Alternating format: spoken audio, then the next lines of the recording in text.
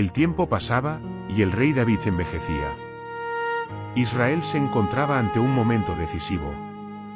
El gran rey, aquel que había unificado a las tribus y vencido a innumerables enemigos, debía dejar un sucesor.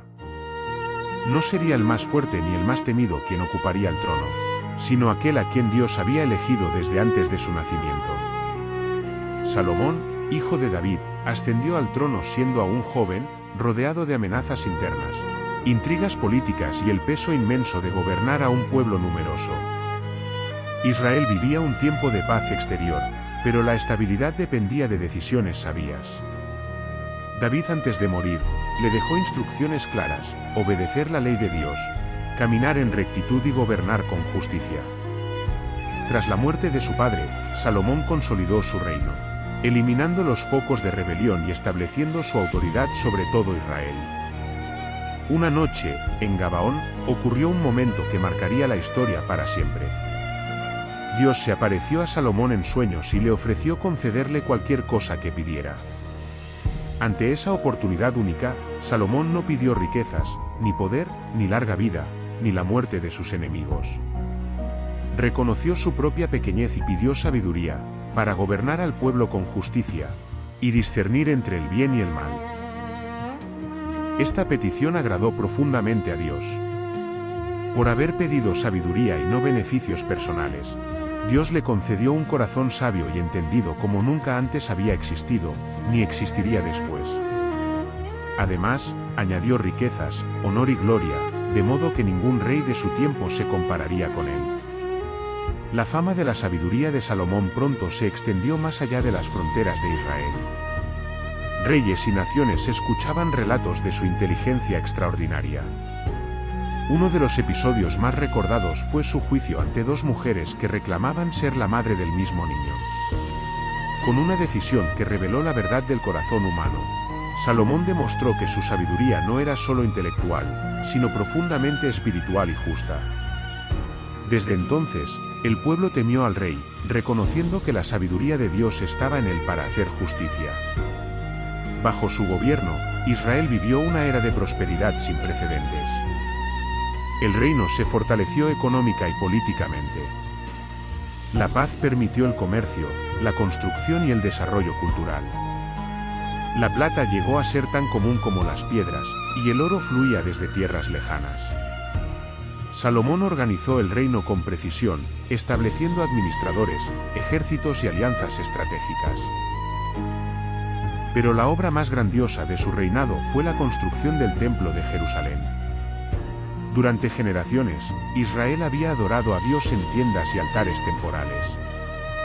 Ahora, Salomón levantó una casa permanente para el nombre del Señor. El templo fue edificado con materiales preciosos, maderas del Líbano, piedras labradas y oro puro. Cada detalle fue preparado con reverencia y excelencia. Cuando el templo fue terminado, Salomón lo dedicó con una oración solemne. Reconoció que ni los cielos podían contener a Dios, pero pidió que aquel lugar fuera un punto de encuentro entre el cielo y la tierra. La gloria del Señor descendió sobre el templo, llenándolo de tal manera que los sacerdotes no podían permanecer en pie. Israel celebró con sacrificios, alabanzas y alegría, conscientes de que Dios habitaba en medio de su pueblo. La fama de Salomón llegó hasta la reina de Sabá, quien viajó desde tierras lejanas para comprobar por sí misma lo que había oído. Al ver la sabiduría del rey, la organización de su reino y la magnificencia de su palacio, quedó asombrada. Reconoció que la mitad de lo que había escuchado no le había sido contada. Honró al Dios de Israel y ofreció regalos abundantes al rey. Salomón escribió proverbios, cantos y enseñanzas que aún hoy son leídos, como fuente de sabiduría. Habló sobre la vida, la justicia, el temor de Dios y la fragilidad del ser humano. Su entendimiento abarcaba desde lo más profundo del corazón humano, hasta los misterios de la creación. Sin embargo, con el paso del tiempo, algo comenzó a quebrarse en el interior del rey. Salomón amó a muchas mujeres extranjeras, provenientes de naciones que no adoraban al Dios de Israel.